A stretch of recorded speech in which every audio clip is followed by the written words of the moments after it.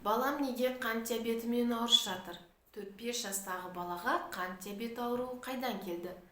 Бұл сұрақ қант диабетімен ауыратын балалардың ата-аналары жиі қоятын сұрақ. Қайырлы күн баршаңызға.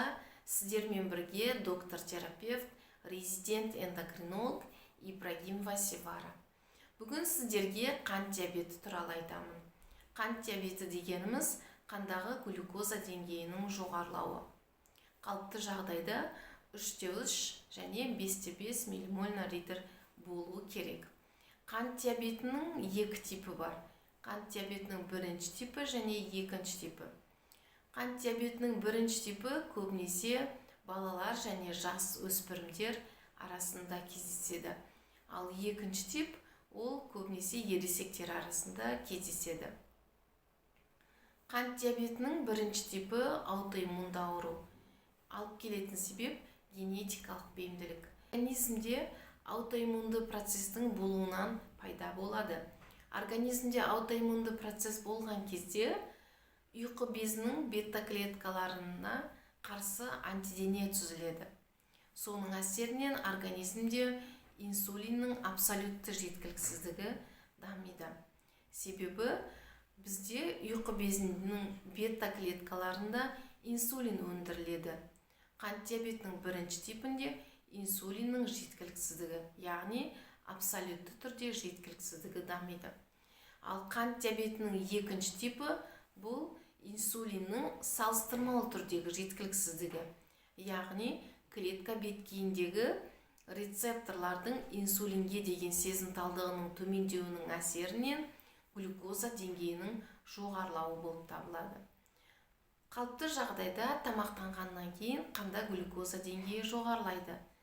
Сол жоғары глюкоза деңгейін төмендету мақсатында, қалыпты нормаға алып келу мақсатында ұйқы безінің бета-клеткаларынан инсулин бөлінеді. Инсулин бұл глюкозаны клеткаларға тасымалдайды. Диабетінің екінші типінде клетка беткейіндегі рецепторлардың инсулинге сезімталдығының төмендеуінің әсерінен глюкоза клетканың ішіне кіре алмайды. Сондықтан клетка ішінде кислородтық ашығу пайда болады. Қант диабетінің клиникалық көрінісі сұйықтықты көбірек қабылдау, яғни тәулігіне 10 литрге дейін су ішу, ауыздың, тері қабаттарының құрғауы, кіші дәретке, әсіресе түнгі уақытта кіші дәретке жиі бару. Әлсіздік, шаршағыштық. Қант диабетінің бірінші типінде көбінесе тәбеттің жоғарылауына қарамастан науқастардың жүдеу байқалады. Ал қант диабетінің екінші типінде керісінше артық салмақ пайда болады. Сізде осындай белгілер болса, міндетті түрде дәрігерге барып қаралу керек. Қант диабетінің анықтау үшін тапсырылатын анализдер қандағы глюкоза деңгейін анықтау керек және гликозированный гемоглобин, S-пептид деңгейін анықтау керек. Гликозированный гемоглобин дегеніміз соңғы 3 айдағы глюкоза деңгейін көрсетеді, ал S-пептид инсулин деңгейін көрсетеді.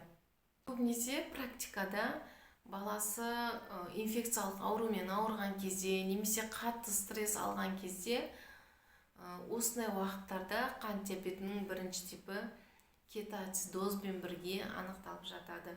Сондықтан сізде балаңызда осындай шағымдар болатын болса, міндетті түрде алдын алыңыз, дәрігерге барып қаралғаныңыз дұрыс болып есептеледі.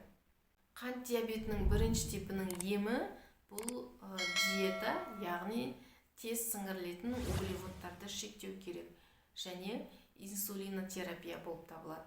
Қант диабетінің екінші типінде әрине диета тағайындалынады және қандағы глюкоза деңгейін төмендету мақсатында қант деңгейін төмендететін препараттар, дәрілік заттар тағайындалынады. Егер олар көмектеспеген жағдайда, асқынулар болған жағдайда инсулинотерапияға ауыстырылады. Видео ұнаса лайк басып, каналға тіркелуді ұмытпаңыздар.